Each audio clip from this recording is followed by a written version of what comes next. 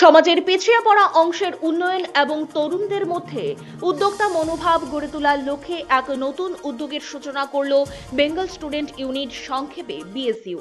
এটি সম্পূর্ণ অরাজনৈতিক ছাত্র সংগঠন হিসাবে কলেজ ও বিশ্ববিদ্যালয়ের শিক্ষার্থীদের দ্বারা প্রতিষ্ঠিত বিএসইউ দীর্ঘদিন ধরেই পরিবেশ সংরক্ষণ, পশু কল্যাণ, নারী ও শিশু সুরক্ষা এবং সামাজিক সচেতনতার মতো গুরুত্বপূর্ণ বিষয়গুলোতে সক্রিয় ভূমিকা পালন করে আসছে। এবার সেই ধারাবাহিকতায় ছাত্রছাত্রীদের মধ্যে স্টার্টআপ ও উদ্যোক্তা সংস্কৃতি গড়ে তুলতে সংগঠনটি দিচ্ছে দিক নির্দেশনা ও মেন্টরশিপ।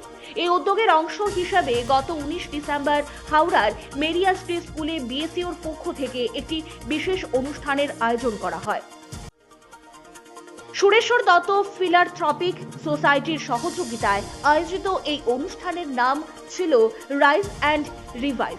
সমাজ সংস্কারক সুরেশ্বর দত্তের 15তম প্রয়াণ দিবস উপলক্ষে এই কর্মসূচি উৎসর্গ করা হয়।